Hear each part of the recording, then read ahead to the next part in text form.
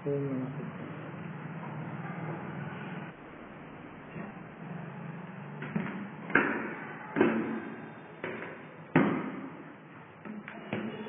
श्री जिन शासन गुरु नमो नाना विधि सुख का आत्म हित उपदेश दे करे मंगलाचार करे मंगलाचार।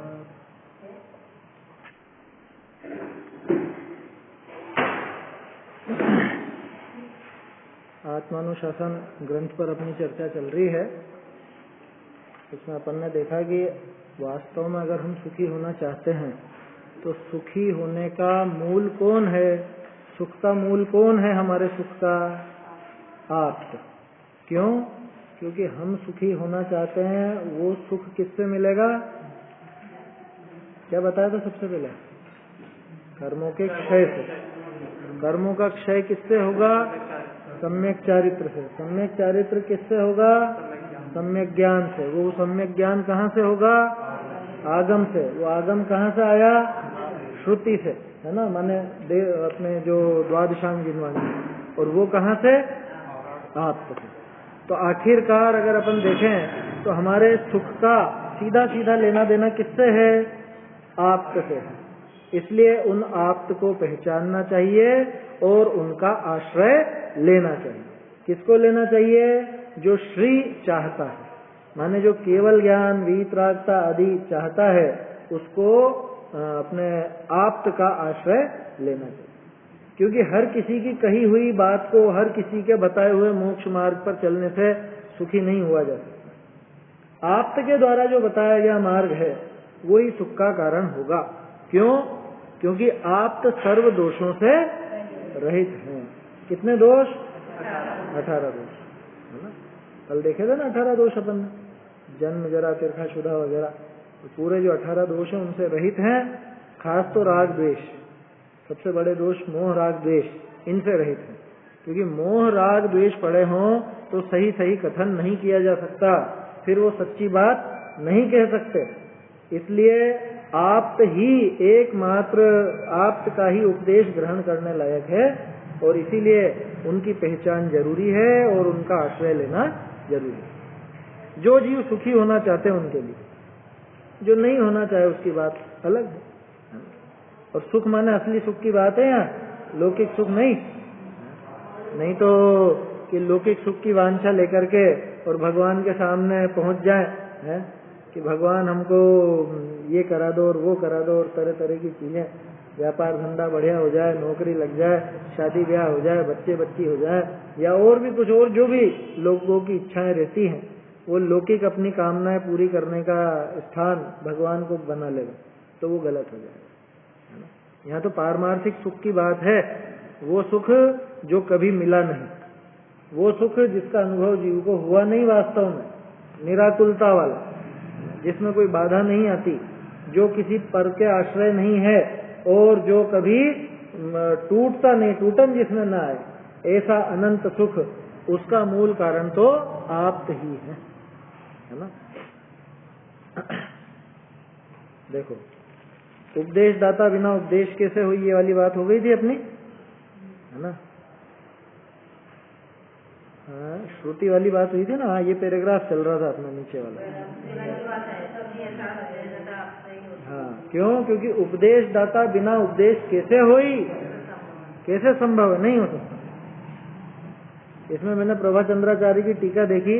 अभी उससे क्या टोडरमल जी की विशेषता ख्याल में आती है। खुलासा उन्होंने भी किया, खुलासा इन्होंने भी किया, लेकिन इन्होंने हर एक विशेषण के पीछे कारण भी दिया। आया समझ में? कारण देना ये टोडरमल जी की अपनी एक मौलिक विशेषता है। हर बात का कारण देते। पिछले छंदों में भी अपन ने देखा, ऐसा क्यों होना चाहिए। वो वक्ता और श्रोता का स्वरूप आया था ना, कि वक्ता को ऐसा क्यों होना चाहिए, श्रोता को ऐसा क्यों होना चाहिए। हर एक बिंदु पर कारण भी देते गए, क्योंकि ऐसा नहीं हो तो ऐसा होगा, ऐसा होगा तो ऐसा होगा, वो सारी बात उन्होंने बताई। ठीक उसी तरह से यहाँ पे भी एक एक बिंदु पर कारण देते गए। अगला विशेषण देखते हैं।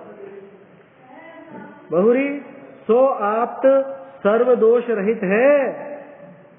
ठीक है, वो आप्त सर्वदोष रहित है। क्यों?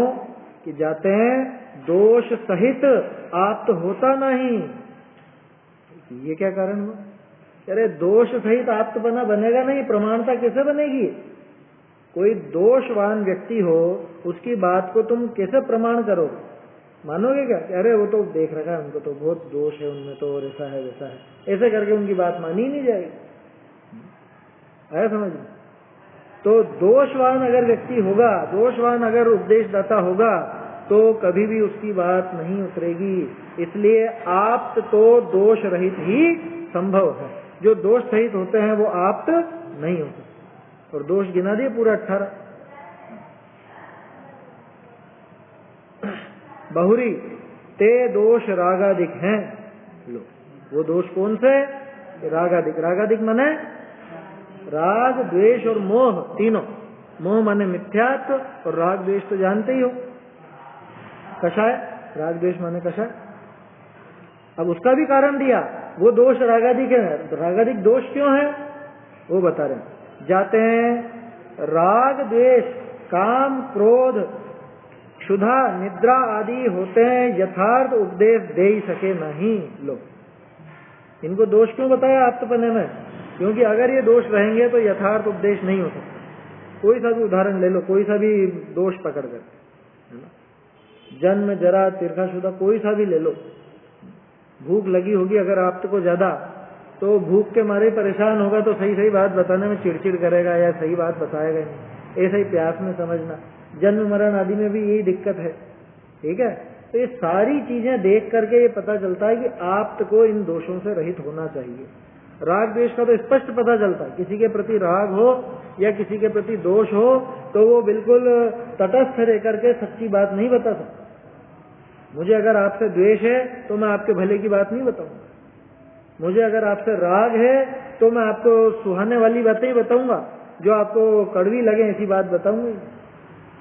इसलिए किसी भी तरह का दोष आप्त में स्वीकृत नहीं हो सकता। आया समझ में? देखो क्या कह रहे हैं। जाते हैं राग द्वेष काम क्रोध क्षुधा निद्रा आदि होते हैं, यथार्थ उपदेश दे ही सके नहीं। कि नींद बहुत आती है वक्ता को, आप्त को, क्या कि हमारे आप्त वैसे सच्चा उपदेश देते लेकिन नींद आ जाती है बोलते बोलते, तो होगा क्या सच्चा उपदेश है? समझ में ही बात। तो कहने का अर्थ है कि कोई सा भी 18 में से कोई भी दोष लगा के देख लो, अगर वो दोष आप्त में है तो आप्तपना शोभा नहीं देगा, वो आप्तपना बनेगा ही नहीं। ताते ए आप्तपना के घात के दोष हैं, इसलिए यही आप्तपने के घात के दोष हैं, घात करने वाले दोष हैं, इनसे आप्तपने का घात होता है। ऐसे अनुक्रम कया याते हैं, याते माने इसलिए सत्पुरुष हैं ते युक्ति करी भले विचारी सर्व सुख दाता जो आप्त ताको सुख रूप लक्ष्मी के अर्थ ही आश्रय करो। क्या क्या कहा? इसलिए प्रश्न क्या किसी को?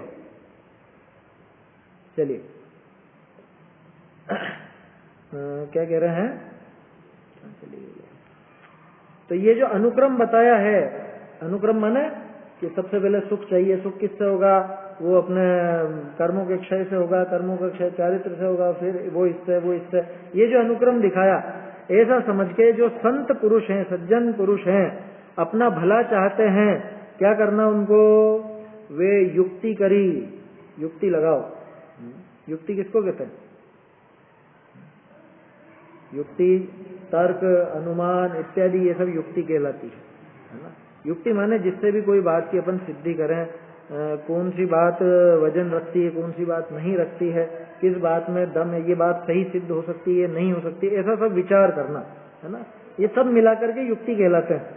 तर्क अनुमान आगम वगैरह ये सब इनका एक नाम युक्ति भी है। तो युक्ति करके दिमाग लगा के कुल मिला के कि थोड़ी बुद्धि लगा करके भले विचारी, अच्छी तरह से विचार करके सर्व सुखदाता, कौन? सर्व सुखदाता जो आप्त अरहंत भगवान है ना, इनका आश्रय करो। कौन करो? कि सुख क्यों करो? कि सुख रूप लक्ष्मी के अर्थी, सुख रूपी श्री, श्रीय आया था ना, श्रीय श्रयंतु श्रिय, क्या उस श्री के लिए, सुख रूपी लक्ष्मी के लिए आश्रय करो उसका, उनका, आप्त का। ठीक है। जाको सुख चाहिए, देखो कितनी बढ़िया बात आ रही है, जाको सुख चाहिए सो पहले आप्त का निश्चय करी, वाका उपदेशा मार्ग को अंगीकार करे। बोलो सुखी होना है कि दुखी है? अगर सुखी होना चाहते हो, वो एक आता था टीवी में, क्या चैन से सोना है तो जाग जाओ, क्या ऐसे अगर सुखी होना हो तो सबसे पहले आप्त को पहचानो, आप्त को पहचान कर उनके बताए हुए मार्ग पर चलने लग जाओ। सुखी होना चाहते हो तो बाल बोध के अपने जितने भी पाठ हैं लगभग सब में यही बात आती है कि इससे वो जो लाभ वाली बात आती है, इनसे क्या लाभ है कि इनके बताए हुए मार्ग पर चलने से सच्चा सुख प्राप्त होता है। सब जगह यही बात आती है, हर पाठ में पढ़ा हुआ है ना, इस तरह का कथन है ना वहां पर। तो ये क्या बस ऐसे लिख दिया था कि बस डायलॉग मारने के लिए, कि वास्तविकता है। ये अंदर से लगना चाहिए अपने को कि अगर सुखी होना है तो एकमात्र यहाँ से ही रास्ता मिलेगा, है ना। सच्चे देव शास्त्र गुरु से ही हमको वो रास्ता मिलेगा। यही सच्चा मार्ग बताने वाले हैं, यही वो बात बताते हैं जिससे मुझे सुख प्राप्त होता है। माने मेरे सुख का लेना देना तो इन्हीं से है। इसलिए क्या करना कि सबसे पहला काम आप्त की पहचान करना। सबसे पहला काम आप्त की पहचान। आप्त की पहचान नहीं है, हर कहीं पे माथा झुका देगा, उसको सुख मिलने वाला नहीं। आया समझ? युगल जी बाबूजी क्या कहते थे कि ये मनुष्य का माथा है, ये सड़ा नारियल नहीं है कि कहीं पे भी गया और झुका दिया, है ना। फोड़ते ना लोग, भाई नारियल फोड़ते, तो ऐसा कहीं पे भी जाता है बस ये माथा झुका देता है। मनुष्य का मस्तक है, इसकी कीमत आनी चाहिए। सबसे कम भाव होते हैं ना मनुष्य के, तो जो 2000 सागर का काल है जिसमें मनुष्य भाव अधिक से अधिक मिले तो भी सबसे कम है, सबसे कम गिनती। तो कितनी कीमत है इसकी। और लोग बाग इसको हर कहीं ऐसे ही मनुष्य के मस्तक को सड़ा नारियल समझ के हर कहीं फोड़ते रहते हैं, जहां जाए वहीं पे झुक जाए। इसलिए आप्त की पहचान करना है, समझ में। आप्त की पहचान नहीं हुई तो समझ लेना सुखी होने का रास्ता नहीं मिलेगा। इसलिए सबसे पहला काम क्या बताया, लिखा ना यहाँ पे, भले विचारी सर्व सुख जाको सुख चाहिए सो पहले सबसे पहले कि नहीं, पहले मैं बाकी सब काम तो कर लूं। और काम की रुचि है, उससे पूछो भैया तू थोड़ा समझ तो सही इनको, इनका स्वरूप तो समझ। कि नहीं अभी टाइम नहीं है, पहले मैं इनको नहला तो लूं, मतलब अभिषेक वगैरह तो कर लूं, या पहले इनकी पूजा तो कर लूं। अरे किनकी पूजा कर रहा है, कम से कम उनका स्वरूप तो पहचान। किनकी जय बोल रहा है, किनको नमस्कार कर रहा है, उनका स्वरूप तो पहचान। नहीं वो बाद में कर देंगे, अभी तो हमको टाइम मिलता है जो हम तो इसी में लगा देते हैं पूरा। कितनों को देखा है, कितने ही को उनसे कहो कि भैया थोड़ी देर स्वाध्याय के लिए भी निकालो रे, हैं थोड़ा सा स्वाध्याय किया करो, 15-20 मिनट, आधा घंटा। कि नहीं टाइम जरा सा ही मिलता है सुबह, तो हम तो जाते हैं, जल्दी चले जाते हैं मंदिर भी, धोती दुपट्टा पहन कर सब काम कर लेते हैं, तो स्वाध्याय का टाइम नहीं मिलता। सब चीजों का टाइम है उसके पास, है ना। रक्षाल का, अभिषेक का, और तो और पता नहीं क्या क्या धाराएं चलती हैं उनका, है आया समझ में। और भी सब कर लेगा, सारे काम करा लो उससे। पूजन विधान आदि में बिठा लो, 5-5 घंटे बिठा लो, वहां शांति धारा में खड़े कर लो, 1-1 घंटे के लिए लाइन लगा के खड़े हो जाएंगे। लेकिन उनसे कहो भैया 15 मिनट तू ये शास्त्र का एक पेज तो पढ़ ले, जो समझना है सरल से सरल वो तो पढ़ ले। अरे नहीं वो अभी टाइम नहीं, उसके लिए समय नहीं।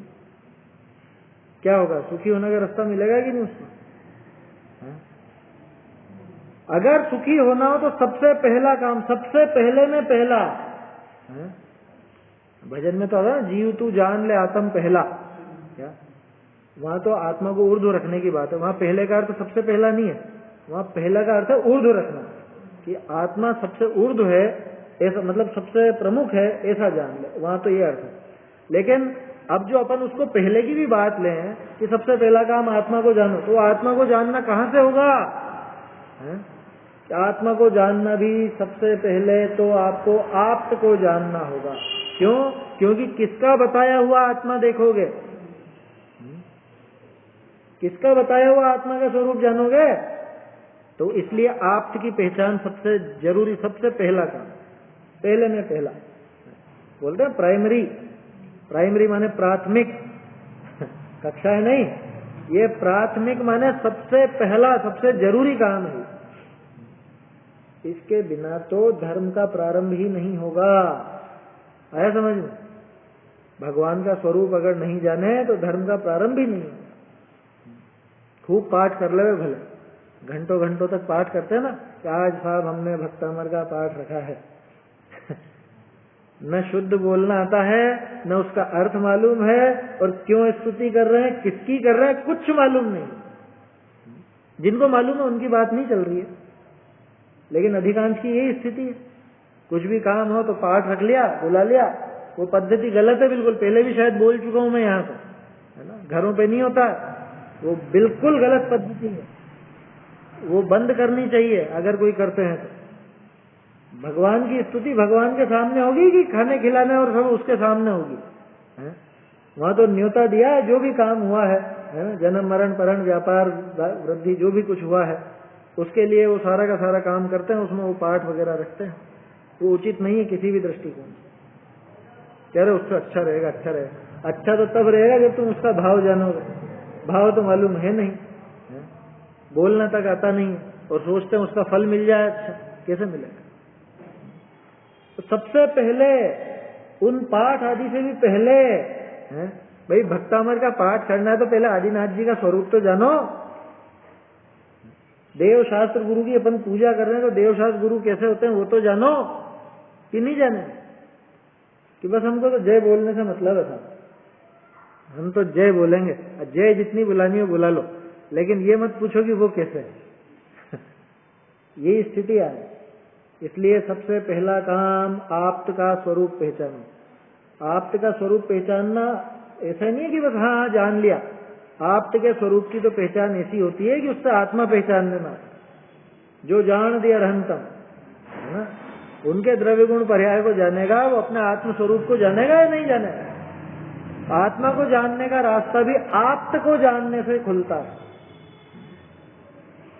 इसलिए टोडरमल जी ने जोर दिया इस बात पर। क्या करना? जाको सुख चाहिए, लो इन्होंने तो चेतावनी दी है कि भैया सुखी होना चाहता है या नहीं।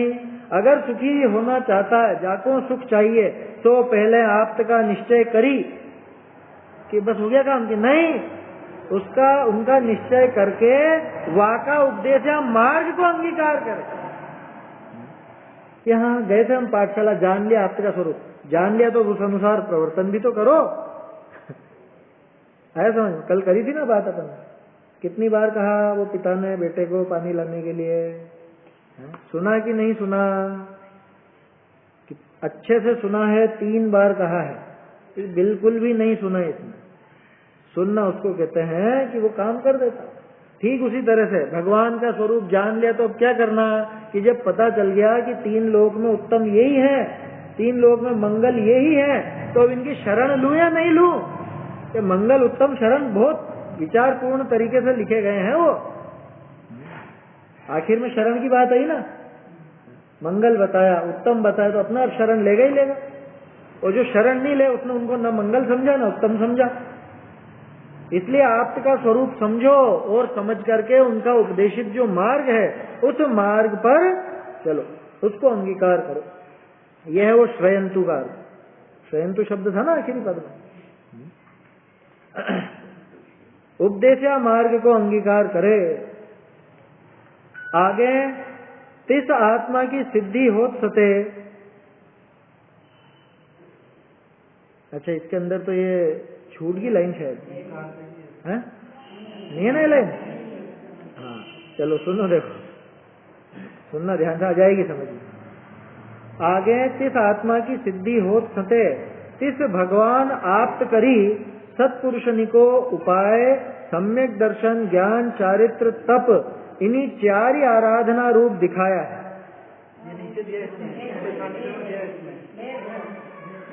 अच्छा अच्छा अच्छा, हाँ हाँ हाँ, ठीक है ठीक है, हाँ हाँ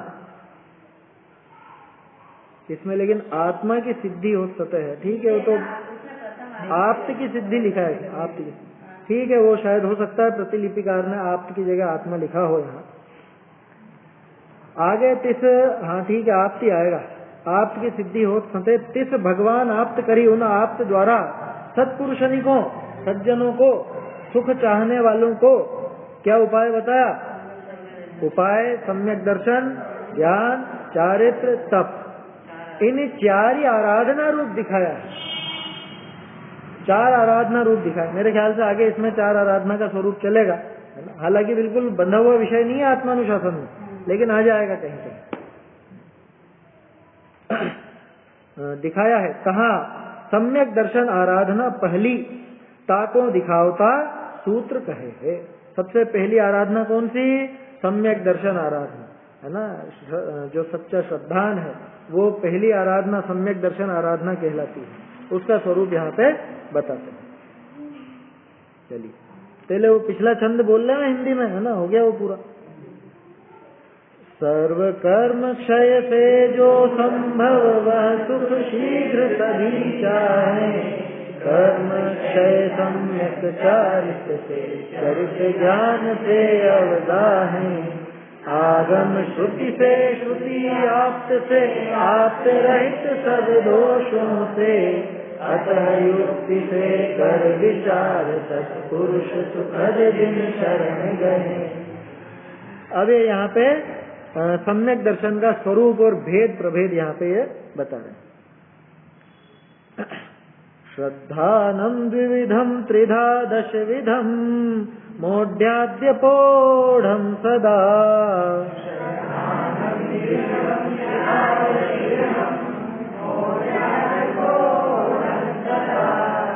संवेगादि विवर्धितम भवहरम ज्ञान शुद्धि प्रदम।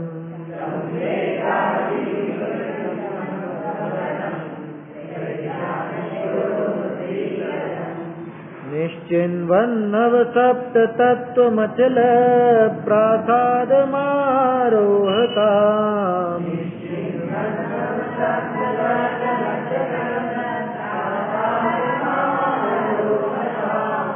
सोपानं प्रथमं विनेय विदुषा माध्येयमाराधना।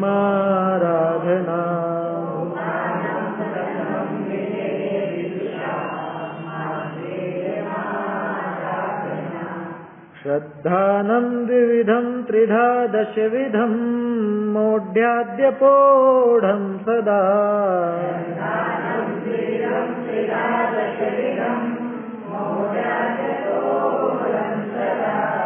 संवेगादि विवर्धितं भवहरं त्र्यज्ञान शुद्धि प्रदम।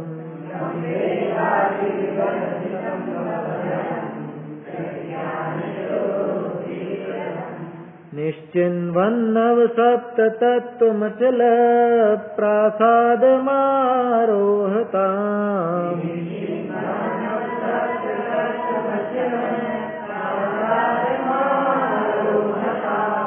सोपानं प्रथमं विनेय विदुषा माध्येयमाराधना।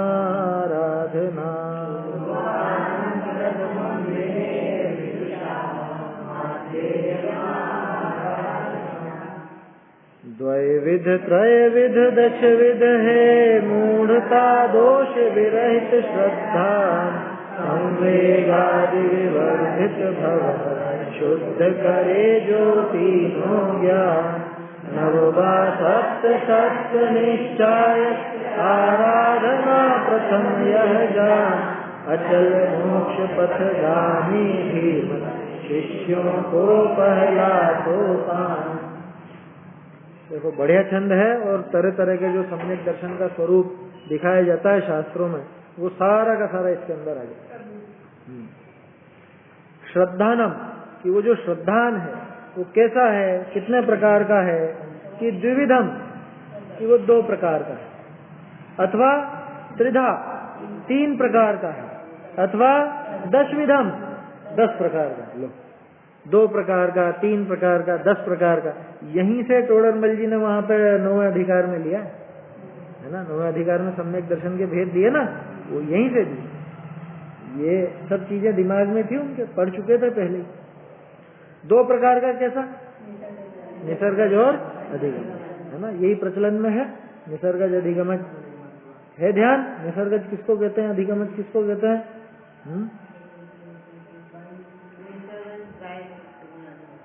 नहीं ध्यान। देखो, निसर्गज माने जो स्वभाव से हो, और अधिगमज माने जो अधिगम से हो।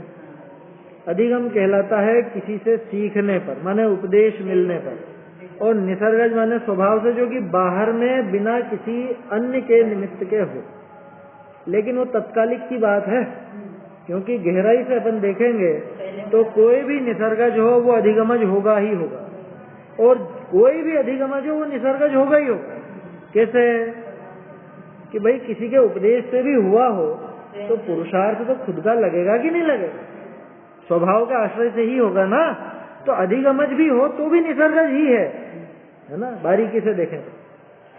और जो निसर्गज भी कहलाता है कि बाहर में किसी का उपदेश नजर नहीं आ रहा, तो वहां पे पूर्व में जो उपदेश ग्रहण किया था वो आएगा ही आएगा, उसके बिना नहीं हो सकता। आया समझ में? अपने आप नहीं हो सकता किसी को, पूर्व का जाति स्मरण अथवा पिछला कुछ न कुछ ज्ञान आएगा जो पहले सीखा हुआ हो। तो बारीकी से तो दोनों एक ही जैसे हैं, लेकिन फिर ये दो भेद क्यों किए कि वर्तमान परिस्थिति क्या है ये दिखाने के लिए दो भेद किए कि किसी गुरु के पास में बैठ करके उनके उपदेश को सुन करके इनने सम्यक दर्शन लिया है, ऐसा है, या बिना किसी उपदेश आदि के लिया, यानी बाहर में कोई नहीं हो, ऐसा है। जैसे 7वें नरक में कोई उपदेशदाता नहीं है, महामत्स्य को कोई उपदेशदाता नहीं है, लेकिन वो कर लेते हैं तो उनका निसर्गज कहलाता है। और साक्षात समो शरण में कोई करे, मुनिराज के समीप कोई करे तो उनको अधिगमज कह देते हैं। लेकिन जिनने साक्षात उपदेश सुनकर किया उनने भी आत्मा का अनुभव करके ही किया है, और जिनने बिना किसी उपदेश के किया उनको भी पहले वो जाति स्मरण आदि के माध्यम से पिछला कुछ ज्ञान में आया ही है, उसके बिना हो नहीं सकता। तो अंदर से देखें तो दोनों एक ही काम हुआ है। आत्मा का आश्रय तो दोनों ने ही लिया है, पुरुषार्थ दोनों ने ही किया है, बिना पुरुषार्थ के कभी होगा ही नहीं, 3 काल में नहीं होगा, तो बिना निमित्त के भी नहीं होगा। बात इतनी सी है कि साक्षात में निमित्त है या नहीं, कि साक्षात में अगर कोई निमित्त हो, उपदेशदाता कोई गुरु आदि हो, तो अपन उसको नाम दे देंगे कौन सा, अधिगमज, है ना। और अगर बाहर में कोई ऐसा निमित्त नहीं दिख रहा हो तो हम नाम दे देंगे, आया समझ में? तो ऐसा निसर्गज और अधिगमज का भेद है। तो अगर निसर्गज मतलब उत्पत्ति की अपेक्षा भेद देखेंगे, उत्पत्ति की अपेक्षा भेद देखेंगे तो 2 भेद बनेंगे। समझ में आ रही है बात? अब आगे देखते हैं त्रिधा, 3 प्रकार का कौन सा, कि कर्मों की परिस्थिति अगर देखेंगे तो 3 प्रकार का सम्यक दर्शन दिखेगा। क्या मतलब कि या तो वो सम्यक दर्शन कर्म का क्षय होने पर दिखेगा, या वो सम्यक दर्शन कर्म का क्षयोक्षम होने पर दिखेगा, या वो सम्यक दर्शन कर्म का उपशम होने पर दिखेगा, है ना। दर्शन मोहनी की जो प्रकृतियां हैं और उसके साथ साथ चारित्र मोहनी की प्रकृतियां, है ना, न्यूनतम 5 अधिकतम 7, इनका उपशम होता है तब औपशमिक सम्यक दर्शन होता है। इन्हीं का अगर क्षयोक्षम बने तो क्षयोक्षमिक सम्यक दर्शन होता है, और क्षयोक्षमिक सम्यक दृष्टि जीव ही उनका क्षय कर देवे तो क्षायिक सम्यक दर्शन हो जाता है। क्षायिक डायरेक्ट नहीं होता, समझ में ही बात, क्षायिक कभी डायरेक्ट नहीं होगा। डायरेक्ट का मतलब समझ रहे हो? डायरेक्ट माने मिथ्यात्व से सीधे नहीं होगा। मिथ्यात्व से सीधे औपशमिक हो सकता है, क्षयोक्षमिक भी हो सकता है, लेकिन पहली बार अनंत काल में अगर कोई पहली बार सम्यक्त प्राप्त कर रहा है तो औपशमिक ही होगा, क्षयोक्षमिक भी नहीं होगा। क्योंकि क्षयोक्षम के लिए जो परिस्थितियां चाहिए वो औपशमिक होने के बाद ही बनती है ना। औपशमिक होने के बाद जो मिथ्यात्व के 3 टुकड़े किए हैं, है ना, उसमें फिर जो क्षय उपशम उदय वो सारी परिस्थितियां जुड़ करके वो क्षयोपशमिक सम्यक तो वहां बनता है, लेकिन वो उपशम के बाद ही संभव है। भले ही उपशम के बाद मिथ्यात्व में आ गया हो, उपशम सम्यक के बाद, है ना। तो कहने का अर्थ यह है कि मिथ्यात्व से डायरेक्ट अगर सम्यक तो आएगा तो या तो औपशमिक आएगा, पहली बार तो औपशमिक ही आएगा, है ना, जीवन में, अनंत जीवन में पहली बार आया तो, और या फिर क्षयोपशमिक भी आ सकता है, लेकिन क्षयिक कभी नहीं आएगा। क्षयिक सम्यक दर्शन तो सम्यक दर्शन की अवस्था में ही मिलेगा, बात समझ में आ रही है? क्षयिक सम्यक दर्शन की अवस्था में ही मिलेगा, क्योंकि क्षयिक सम्यक दृष्टि ही उसका क्षय करता है। मिथ्या दृष्टि अवस्था में कभी उन कर्मों का क्षय सीधे नहीं होता, ऐसा समझना। देखो तो नहीं होगा, क्रम यही है, औपशमिक, अंतर मुहूर्त बाद, क्षयोपशमिक अथवा मिथ्यात्व, दोनों में से कहीं भी जाए, है ना। और फिर उसके बाद जितना भी समय रहना है क्षयोपशमिक में, वहां से रह करके क्षय, वो सम्यक्त की दशा में ही, मिथ्यात्व से नहीं, ठीक है ना। ये सिद्धांत की बातें हैं, थोड़ा ध्यान रखो तो अच्छा है ना। नहीं भी याद रहे तो ऐसी बड़ी दिक्कत नहीं है, लेकिन याद रखना चाहिए। क्षयिक सम्यक दृष्टि के अतिचार नहीं है?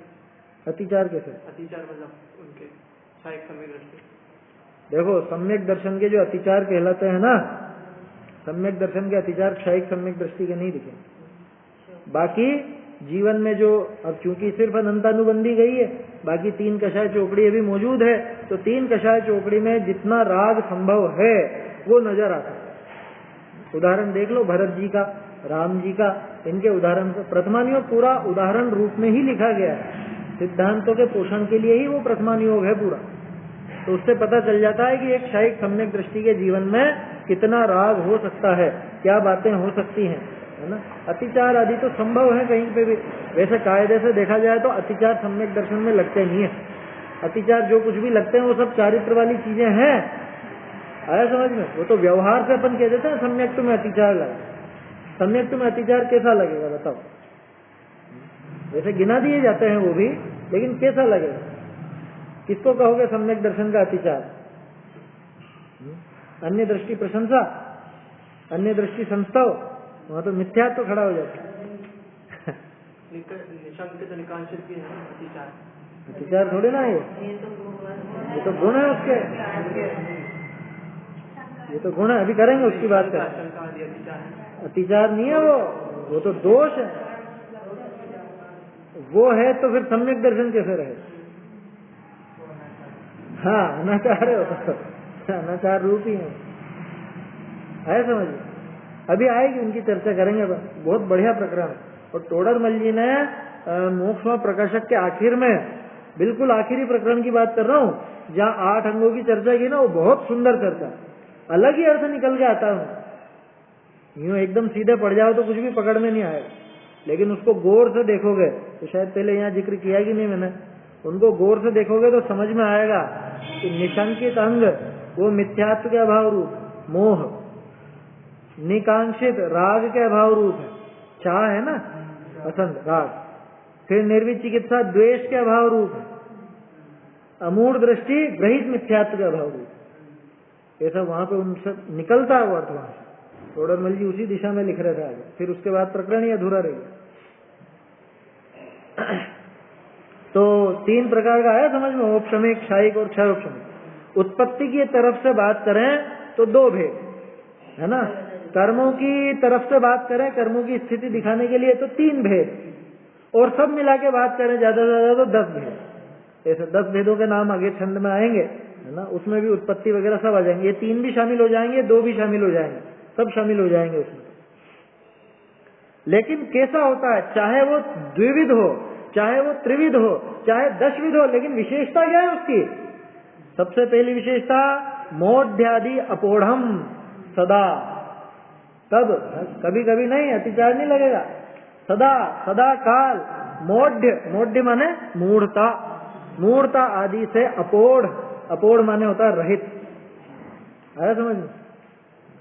कहाँ आती है परिभाषा, शब्द आता है ना न्याय में, कल्पना पोढ़म अभ्रांतम प्रत्यक्षम, अन्य मत का आता है शायद, तो कल्पना पोढ़म अभ्रांतम तो अन्य मत की है ना परिभाषा, कि अपने में? अपने में नहीं है, ये ध्यान नहीं आ रहा। अपने में तो घटित कर लेते हैं अपन सब तरह से, अन्य मत में अगर ये हो तो वो बैठेगा नहीं। अन्य मत में ये तो, क्योंकि वहां पे शायद बौद्धों का है, वो निर्विकल्प की बात चलती है वहां, उसको कल्पना साकार और निराकार वाली बात चलती है। खैर और जगह भी आता है। अपोढ़ शब्द का अर्थ है अभाव। किसका अभाव? मोढ़ आदि, मोढ़ माने मूढ़ता, मूढ़ता आदि का अभाव। अब मूढ़ता आदि क्या, कि वो जो शंका आदि दोष है ना, उसमें मूढ़ता भी है वो सब। अथवा तीन मूढ़ता आदि का अभाव, तीन मूढ़ता 6 अनायतन का अभाव, शंका आदि 8 दोषों का अभाव, 8 मद का अभाव, उन सबसे रहित है। आया समझ में? मोढ़्याद्यपोढ़म सदा, मूढ़ता आदि से सदा ही अपोढ़ है ये, उनके अपोह रहित है ना। अपोह माने अभाव, और अपोढ़ माने जिसमें अभाव हो गया है वो। तो जो अभाव सहित है ऐसा, और कैसा है? संवेग आदि विवर्धितम, और संवेग आदि से जो वृद्धि को प्राप्त है, बढ़ रहा है। क्या? कि जिसमें मूढ़ता आदि का तो अभाव है और संवेग आदि से बढ़ रहा है। और कैसा है? भवहरम, भवहरम तो समझ में आ गया, संसार को हरने वाला है, दूर करने वाला है। और कैसा? त्रिज्ञान शुद्धि प्रदम। क्या मतलब? त्रि अज्ञान मिलके बना त्रिज्ञान। 3 ज्ञान नहीं, 3 अज्ञान, त्रि अज्ञान, प्रज्ञान, शुद्धि प्रदम। इन 3 अज्ञानों को मिटा करके इनमें शुद्धि करने वाला है। अब 3 अज्ञान कौन से? संशय, विपर्य, अनध्यवता, ये तीनों, अथवा कुमति, कुश्रुत, विभंग, ये भी तीनों अज्ञान है ना। विभंग बोलते हैं, कुअवधि नहीं बोलते। कुअवधि सही शब्द नहीं, शास्त्रों में जो जिसको अपन कुअवधि कह देते हैं उसके लिए विभंग नाम है समझ। तो इन तीनों में भी शुद्धि कर देता है, अथवा संशय, विपर्य, अनध्यवता, इन तीनों से रहित करके भी ज्ञान को शुद्धि प्रदान करता है। कौन? सम्यक दर्शन। सम्यक दर्शन हो तो वो सारा का सारा जानना वो सम्यक कहलाता है। बोलो, मिथ्या दृष्टि सांप को रस्सी कहे तो वो मिथ्या है, वो सांप को सांप कहे तो भी मिथ्या ज्ञान, रस्सी को रस्सी कहे तो भी मिथ्या ज्ञान, और ये सम्यक दृष्टि सांप को रस्सी कहे तो भी सम्यक ज्ञान। ये सम्यक पना किसके दम पे है? ये सम्यक दर्शन के दम पे आया समझ में। तो कौन लाया ये शुद्धि?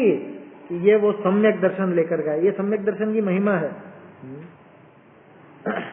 क्या है वो? दोष रहित गुण सहित सुधीजे सम्यक दर्श सजे है?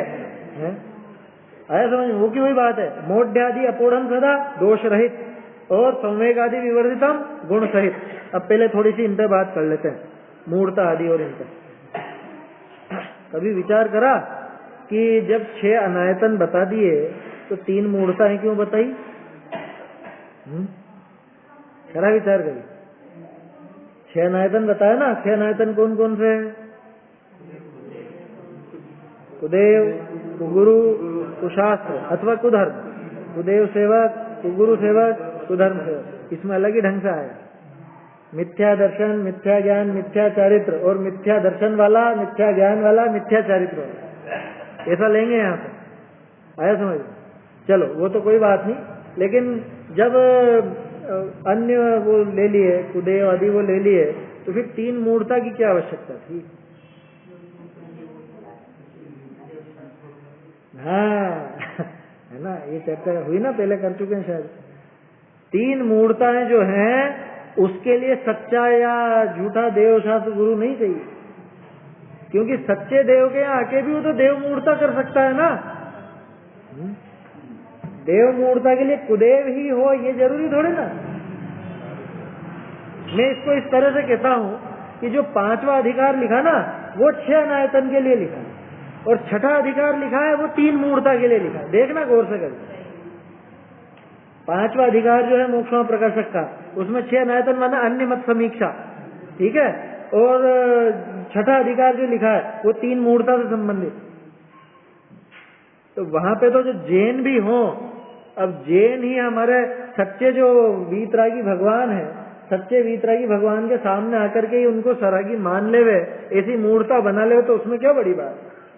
इसलिए आचार्यों ने 6 अनायतन और 3 मूढ़ता को अलग अलग बताया। बात समझ में आई? तो वो 3 मूढ़ता है सच्चे देवशास्त्र गुरु के समक्ष भी हो सकती है। ये विषय शायद वह खड़ेरी में भी लिया था अपन, ग्रहित मिथ्यात्व जब वो गोष्ठी के टाइम पे है ना, वहां पे भी ये बात की थी। तो ये समझना चाहिए, मोढ़ आदि से अपोढ़ माने 25 दोषों से रहे। 25 दोष कौन कौन से है? ध्यान है भाई, 2 तो अट्ठे, 2 अट्ठे कौन से? 8 तो शंकादि दोष और 8 मद, ठीक है ना, 8 मद, 16 ये हो गए। 6 अनायतन 22 और 3 मूल, मतलब 4 ग्रुप देखने अपने को। एक तो 8 मद, एक 8 शंकादि दोष, 6 अनायतन और 3 मूल। ये सारे के सारे दोष है ना। उनका सामान्य तो स्वरूप जानते ही होंगे सभी, और बाकी थोड़ा थोड़ा आ जाएगा इसके अंदर बीच में, इसलिए भी पूरा विस्तार अपन नहीं करेंगे उसका। इसके बाद देखो संवेग आदि विवर्धितम, और कौन से गुण सहित संवेग आदि। अब ये संवेग आदि में 2 व्याख्याएं आती है।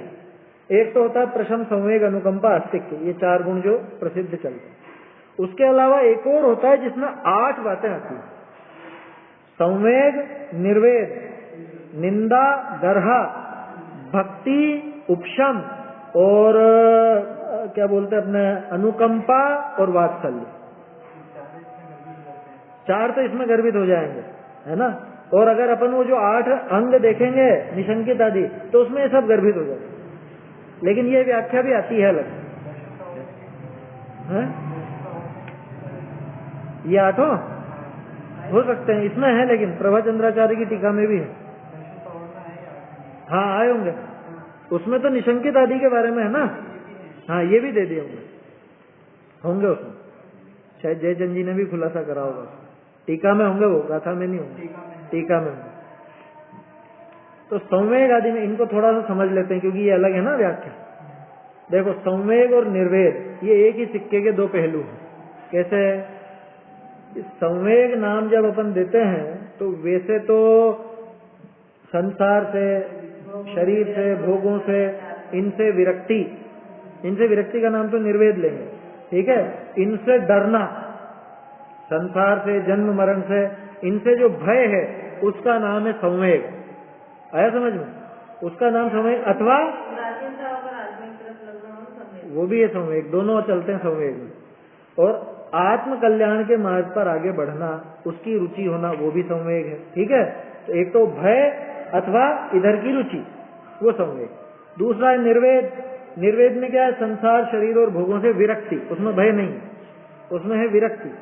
संसार, शरीर और भोग, इन तीनों से विरक्ति होना, उसका नाम निर्वेद। उसके बाद निंदा और गर्हा, सुनने में एक जैसे ही लगते हैं लेकिन अलग अलग है। निंदा में तो क्या है कि निंदा दूसरे की, कि अपने स्वयं के जो दोष हुए हों उनका पश्चाताप होना, उनके प्रति दुख होना, है ना।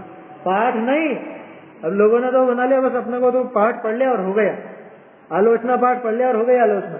अरे वो दुख लगना चाहिए अंदर में कि अरे मैंने ये वास्तव में पाप किया।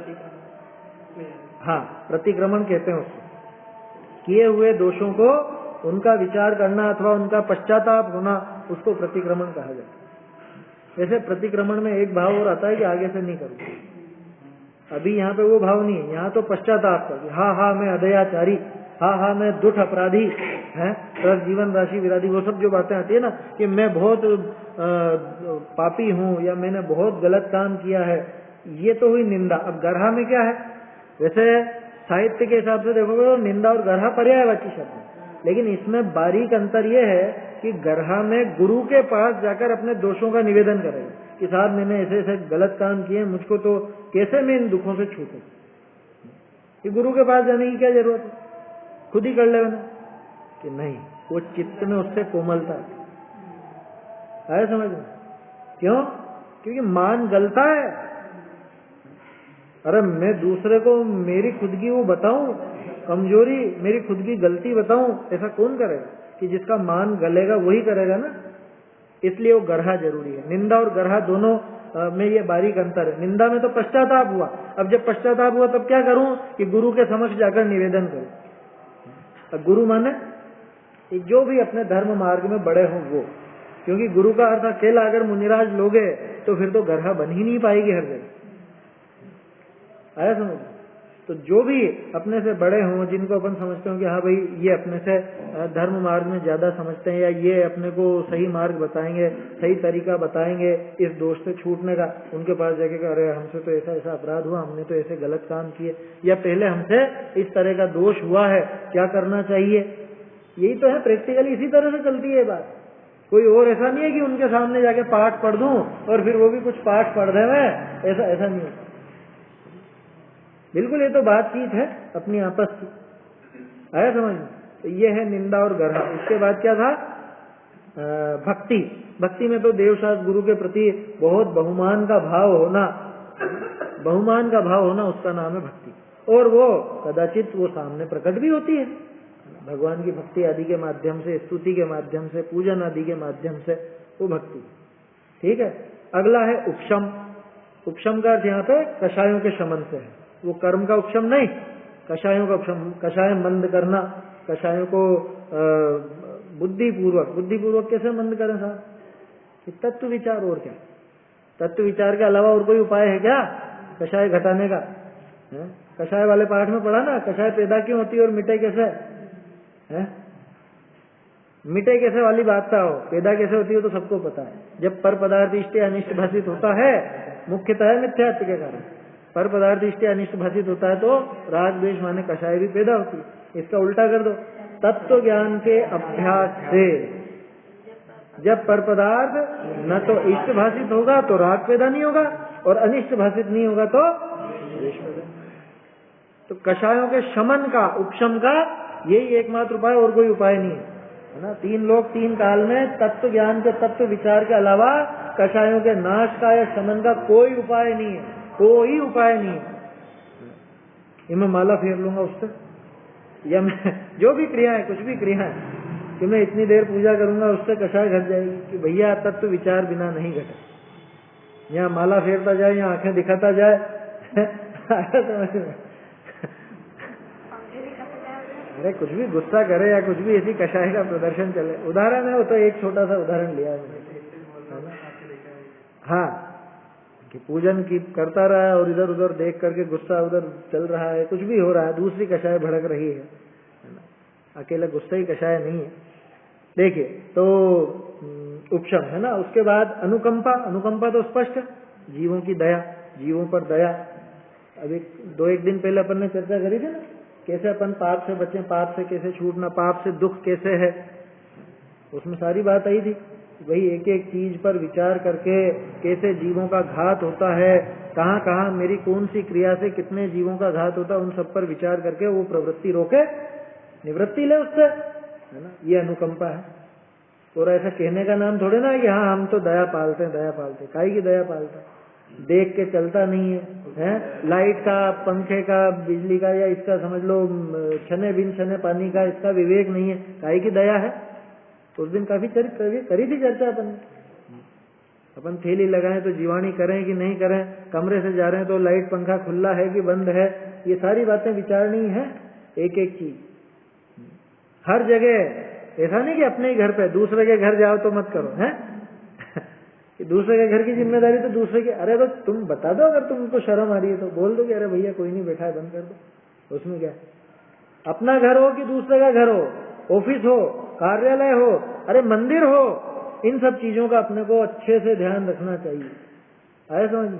क्योंकि अपने माध्यम से मुख्य रूप से 2 चीजों की बहुत ज्यादा हिंसा होती है, एक तो बिजली, एक पानी। इन 2 का प्रयोग बहुत ज्यादा होता है। बाकी खान पीन में तो अपन जो भी अभक्ष्य उनको छोड़ते ही जाते हैं, वनस्पति का एक आदि में। तो इन सब चीजों का विचार करना चाहिए। वो है अनुकंपा, दया, है ना। दया में भी बहुत ध्यान रखा जाता है। हमें तो साहब बहुत दया आती, जानवरों को हम रोज बिस्किट खिलाते हैं, ऐसी कैसी दया है? तुझे खिलाना है तो उनको भी शुद्ध खिला, जैसा तू खाता वैसा खिला। समझ में ही बात है? हाँ, मैं तो उदाहरण लिया क्योंकि बहुत से कि अरे देखो बहुत दयालु है। दया ऐसे नहीं होती। हरी घास डाल दे, हरी घास नहीं डालते अपन, सूखी घास डालते। हरी घास में जीव बहुत होता है, आया समझ में? जब पत्ते वाली सब्जी अपने लिए अवश्य अपन खिलाएंगे क्या पत्ते वाली चीज? बात समझ में आई? इन चीजों में विचार करना चाहिए। बहुत से लोग सोचते नहीं है इस बारे में, अरे गायों पर, इन पर सब पे दया होनी चाहिए, अपन तो डाल दो डाल दो। पहले ये भी विचार करो, जो डाल रहे वो भी जीव है, किसकी दया पाल रहे हो? किसकी दया पाल रहे हो? वो एकेंद्रीय जीव, इतना वो जीव नहीं है क्या? हर तरह से विचार करना चाहिए भाई। श्रावक का तो काम ही विवेक विचार का है, बिना विचार के क्या वो श्रावक, कैसा श्रावक? तो अनुकंपा है ना, और क्या बचा आखिरी? वात्सल्य है ना, साधर्मी के प्रति प्रेम। साधर्मी के प्रति बहुमान का भाव हो, प्रेम का भाव हो। तो ये 8 अंग ये भी इस तरह के कहलाते हैं, संवेग आदि में जो आते हैं। और वो जो निशंकित आदि है वो भी कहलाते हैं। दोनों अलग अलग व्याख्यान आते हैं और वैसे दोनों मिलते जुलते हैं, कोई बहुत ज्यादा अंतर नहीं है, सिर्फ व्याख्यान का अंतर है ना, मतलब विवक्षा का अंतर है दोनों का, बाकी कोई ऐसा विशेष अंतर नहीं है ना। समय तो हो गया है अपना। संवेग आदि से विवर्धित, ठीक है, मेरे ख्याल से 2 पंक्तियों की बात तो हो गई अच्छे से, कि मूढ़ता आदि ये 25 दोषों से तो रहित और संवेग आदि गुणों से विवर्धित। विवर्धित माने